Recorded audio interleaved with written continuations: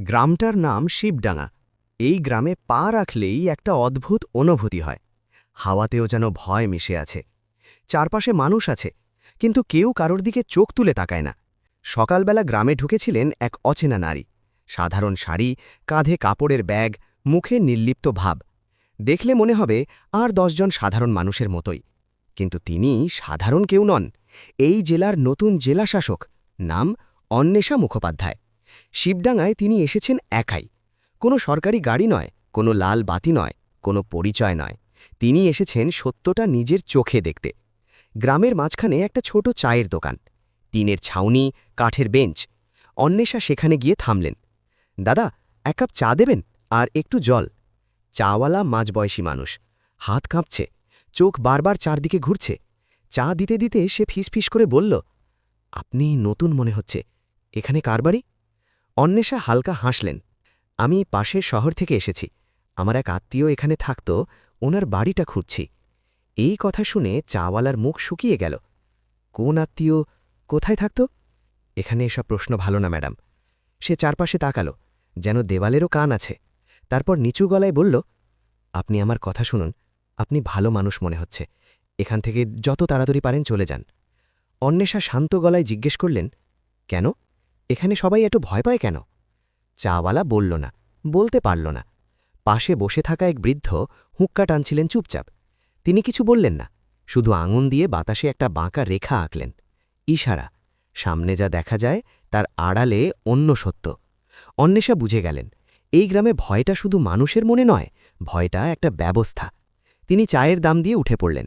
মনের ভেতর রাগ জমতে শুরু করেছে, শান্ত, ঠান্ডা রাগ। গ্রামের বাজারে ঢুকলেন তিনি। একজন সবজিওয়ালার কাছে দাঁড়ালেন। টমেটো কেমন দিচ্ছেন? ২০ টাকা কেজি দিদি। তিনি টমেটো বাচ্ছিলেন। হঠাৎ বাজারে চিৎকার, এই সবজিওয়ালা, এদিকে তাকাস। একটা সাদা গাড়ি থামল। নেমে এলো এক যুবক, সঙ্গে দুজন পেশিবহুল লোক। এই লোকটার নাম রুদ্র সেন, গ্রামের সব ভয়ের উৎস। সবজিওয়ালা কাঁপতে কাঁপতে নমস্কার করল। রুদ্র কিছু না বলে সবচেয়ে ভালো সবজি তুলে নিল। টাকা দেওয়ার কোনো নামগন্ধ নেই। সবজিওয়ালা খুব আস্তে বলল, বাবু, টাকাটা? রুদ্র হাসল, টাকা? তুই জানিস আমি কে? সে গাড়িতে উঠে পড়ল। বাজার স্তব্ধ, কেউ কথা বলছে না। অন্বেষা সব দেখছিলেন। তার মুখে কোনো রাগ নেই, শুধু এক টুকরো কঠিন সিদ্ধান্ত। তিনি ডাকলেন, ১ মিনিট। রুদ্র থামল। টাকা দিন, না হলে সবজি রেখে যান। পুরো বাজারে নিস্তব্ধতা, কেউ বিশ্বাস করতে পারছে না। রুদ্র হেসে বলল, তুই জানিস আমি কার ছেলে? অন্বেষা তার চোখে চোখ রেখে বললেন, জানার দরকার নেই। এই এক লাইনে রুদ্রের অহংকারে আগুন লেগে গেল। সে হাত তুলল, কিন্তু অন্বেষা নড়লেন না। ওঠান, আমি এখানেই আছি। এই নির্ভীক চোখ রুদ্রকে এক মুহূর্ত থামিয়ে দিল। শেষমেশ সে সবজি ফেলে গাড়ি চালিয়ে চলে গেল। যাওয়ার সময় চোখে হুমকি। বাজারের মানুষ হতভম্ব। সবজিওয়ালা কাঁপতে কাঁপতে বলল, দিদি, আপনি সর্বনাশ করে ফেললেন। অন্বেষা শান্তভাবে বললেন, আমি শুধু আপনার প্রাপ্য চেয়েছি। তিনি বুঝে গেছেন, এই গ্রামে ভয় থাকলেও ভেতরে ভেতরে এখনও ন্যায় বেঁচে আছে। শুধু দরকার একটা আগুনের ফুলকি। দিন গড়াল, সন্ধ্যা নামল। শিবডাঙ্গায় সন্ধে মানেই ভয়ের সময়। রাতে অন্বেষা নিজের ভাড়া ঘরে অপেক্ষা করলেন, একজন অবসরপ্রাপ্ত শিক্ষিকার বাড়িতে। রাত ১০টার পর তিনি কাপড়ের ভেতর একটা ছোট রেকর্ডার আর ক্যামেরা লুকিয়ে নিলেন। অস্ত্র নেই, শুধু বুদ্ধি। রাত ১১টায় তিনি বেরিয়ে পড়লেন। গন্তব্য গ্রামের পুরনো সভাঘর, যেখানে একসময় ন্যায় বিচার হতো। এখন শুধু নীরবতা। অন্ধকারে ঢুকে তিনি কাগজপত্র খুঁজতে লাগলেন। হঠাৎ একটা পুরনো সিন্দুকের নিচে মোটা কাপড়ে মোড়া কিছু নথি, ভূমির নকশা, পুরনো রেজিস্ট্রি, জাল দলিল। অন্বেষার হৃৎস্পন্দন বেড়ে গেল। এটা শুধু গুন্ডামি নয়, এটা পুরো ব্যবস্থার ষড়যন্ত্র। তিনি সব রেকর্ড করলেন। এখন শুধু প্রমাণ নয়, মানুষের সাক্ষ্য দরকার। এই লড়াই এখন শুরু হল। রাত তখন প্রায় ১২টা। পুরনো সভাঘর থেকে বেরিয়ে এসে অন্বেষা মুখোপাধ্যায় কিছুক্ষণ অন্ধকারে দাঁড়িয়ে রইলেন। হাওয়া ঠান্ডা, চারপাশ নিস্তব্ধ, কিন্তু এই নীরবতার ভেতরেও যেন বিপদের শব্দ লুকিয়ে আছে। তিনি জানতেন, এই গ্রামে রাতে বেরোনো মানে নিজের জীবন হাতে নিয়ে হাঁটা। তবুও তাকে বেরোতেই হবে, কারণ কাগজ যতই শক্ত প্রমাণ হোক, মানুষের মুখের কথা ছাড়া এই অন্যায় ভাঙা যাবে না। তিনি গ্রামের শেষ প্রান্তের দিকে হাঁটলেন, যেখানে থাকে দিন মজুরেরা। মাটির ঘর, খড়ের চাল, অন্ধকারে শুধু কেরোসিনের আলো। একটা ঘরের সামনে বসেছিল এক লোক, পাতলা শরীর, ক্লান্ত চোখ। তার নাম শিবু মাল। অন্বেষা আসতে ডাকলেন, শিবু? লোকটা চমকে উঠল, চারদিকে তাকালো। কে? এই রাতে কে ডাকে? অন্বেষা শান্ত গলায় বললেন, ভয় পাবেন না, আমি আপনাদের সাহায্য করতে এসেছি। শিবু পিছিয়ে গেল। দিদি, রাতে এখানে আসা ভালো না, লোকজন দেখলে সর্বনাশ হয়ে যাবে। অন্বেষা নিচু স্বরে বললেন, আমি জানি, কিন্তু আপনি যদি না বলেন তাহলে এই ভয় কখনো যাবে না। এক মুহূর্ত চুপ, তারপর শিবুর চোখ ভিজে উঠল।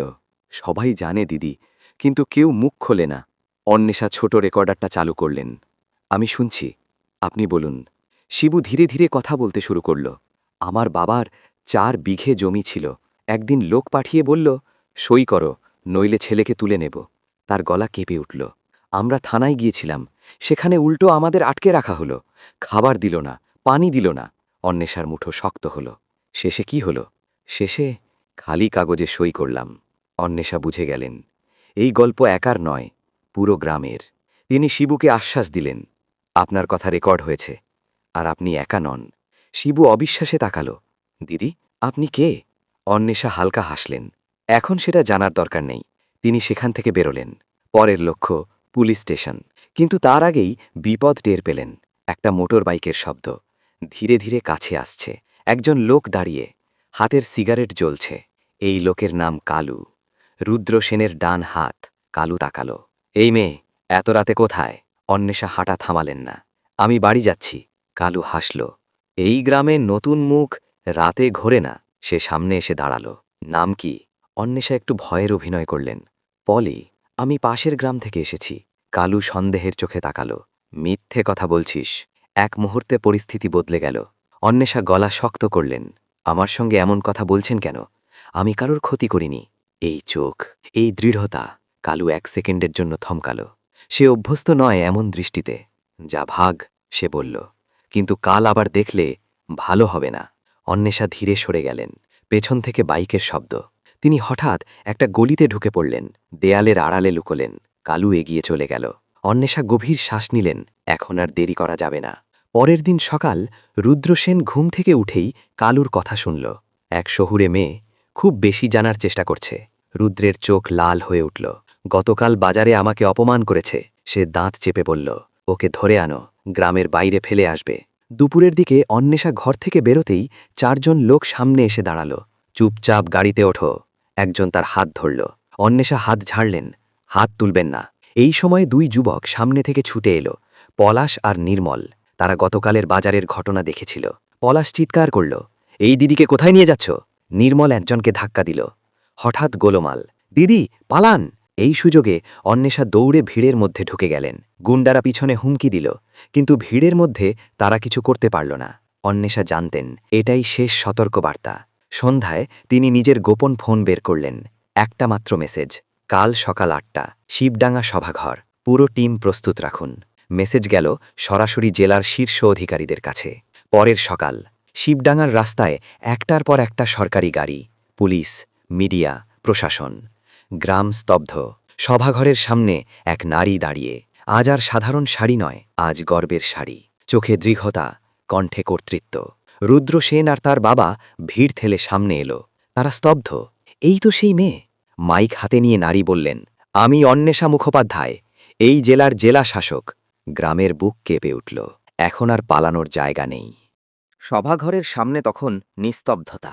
শিবডাঙ্গা গ্রামের মানুষ এত ভিড় আগে কখনো দেখেনি। পুলিশের গাড়ি, মিডিয়ার ভ্যান, সরকারি আধিকারিকদের ব্যস্ত চলাফেরা, আর সবার মাঝখানে এক নারী দাঁড়িয়ে, মেরুদণ্ড সোজা, চোখে একটুও দ্বিধা নেই। অন্বেষা মুখোপাধ্যায়।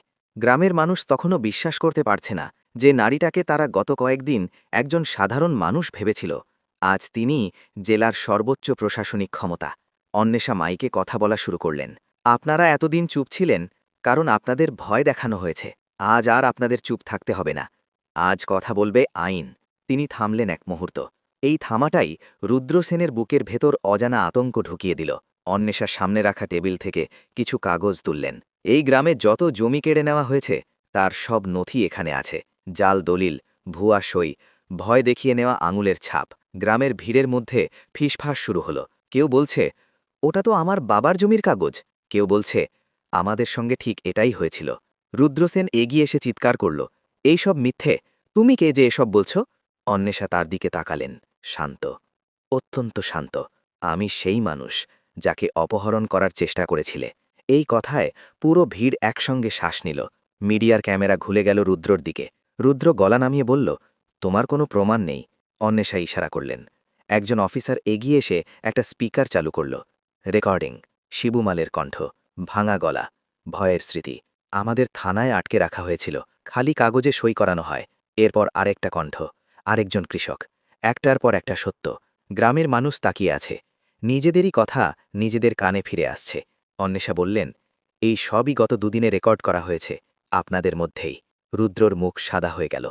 তার বাবা, প্রভাবশালী নেতা শৈলেন সেন, সামনে এসে দাঁড়াল।